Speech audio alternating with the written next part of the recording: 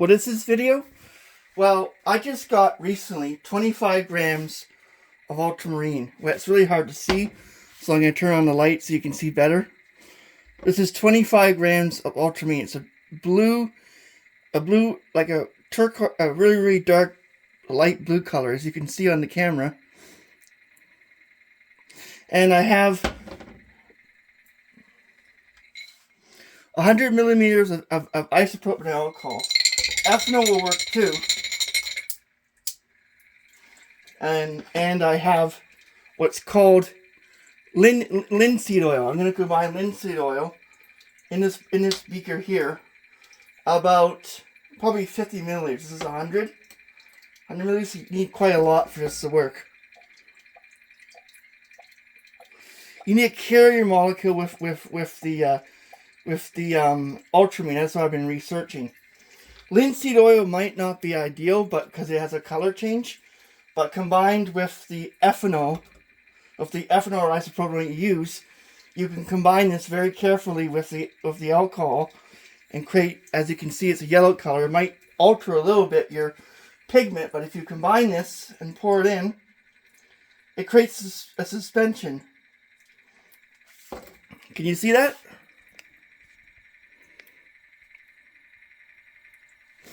Maybe with this flashlight, which is a very powerful flashlight, you might be able to see it better. It is quite bright. The light for that. And then what we're going to do, now I could weigh this, but I might come back. Just give me a second. I'm going to weigh very small amounts with my scale. Well, I've pre-weighed it, so I know that a teaspoon or so of this stuff weighs about 5 grams. So I'm going to put in a very small amount, 5 grams of this stuff. Very, very, very, very carefully. It already got on me a little bit. It's very, very...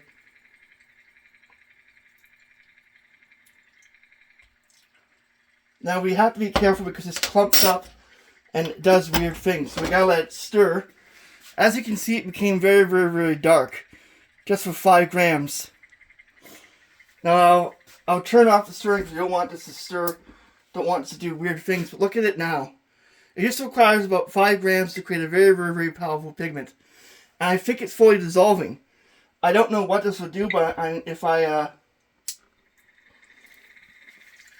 come back with a piece of paper. Here's a piece of paper I have. And I'll come back with something to pipette it on. But I'm pretty sure this is a very cool dye, and you don't need a lot of it to function properly. Now, just one moment, I'll come back with something that actually works.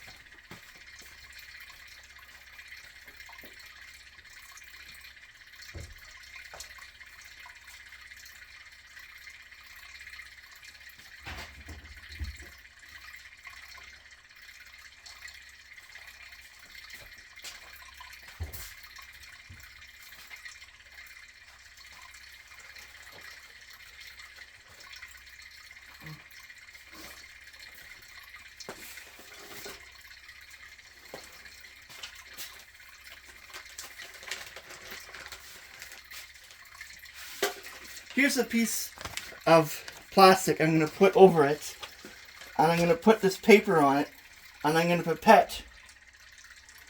Do you see this now? I'm going to pipette small amounts to see what it does. That looks pretty beautiful, just for 5 grams. Now we're going to look at it. Now I can't really, maybe I can change it a little bit, but here's the light on it. It would change a bit, but if it's interesting, it has alcohol, carrier oil, and linseed. I think you need the linseed oil to make this stuff soluble. Without linseed oil, this stuff won't dissolve. So if you just use alcohol and linseed oil, I've been doing research, it just won't dissolve in solution. It needs a carrier oil. And keep in mind, this stuff is toxic and flammable. If you take this stuff and you put it on rags and leave it around, you could get spontaneous combustion, so you have to be quite careful with it. But, look at it, what it's doing now. It's creating this particle size, this particle-like effect. And if we pipette more, just add a little bit more,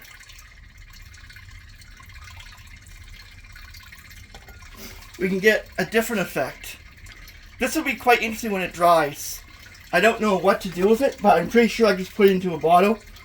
It's also creating like this weird pattern. I can't describe it, but it does work interesting. And it's not a toxic pigment either. I got it from Etsy for $25 for 25 grams. Cost me about $25 with a little bit of tax. It's a rare pigment, but as you can see, it's well worth getting these chemicals. This I got from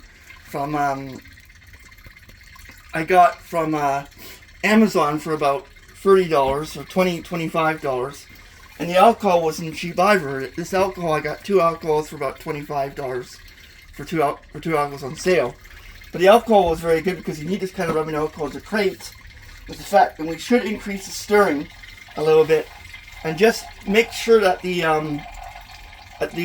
ultramarine pigment reacts with the alcohol and the oil. If you don't stir it enough, you won't get a proper suspension. This is very critical because I'm pretty sure the ultramarine and the alcohol might fall out of solution. So after a while, I'm going to get a small brown bottle, sort of like this, but smaller, and pour it into a whole bunch of bottles and make the preparation. Now, would I filter this? I don't know if filtering it would do any good or would help you. It might separate the ultramarine and give you a weird effect, but look at it now. If you look at the stuff now, the ultramarine on the paper is actually drying quite quickly because it's alcohol and oil, and the oil will stay into the ultramarine, so it have very interesting pigment. I plan to do this with other pigments too, but they're kind of expensive and costly. So ultramarine is interesting because you just need about 5 grams in 100 milliliters of water, or about 100 milliliters of alcohol, plus about 20 to 40 milliliters of pure linseed oil as a carrier. It is very important that you get the pure linseed oil and not cooked. It has to be raw linseed oil. If you don't use raw linseed oil, but it doesn't work, it won't dissolve effectively and give you your solution. And as you can see, if I flash this light on it, it's a very, very dark pigment. I can't see any light coming out of it, which is quite amazing for a pigment. I still think that this has great potential, and I'm amazed at how successful this is for a short period of time. Just doing that is very simple. Thank you for watching. It doesn't take much. You need a beaker, you need alcohol, you need a light, you need paper, something to test it with. But this is an ultramarine experiment I'm doing.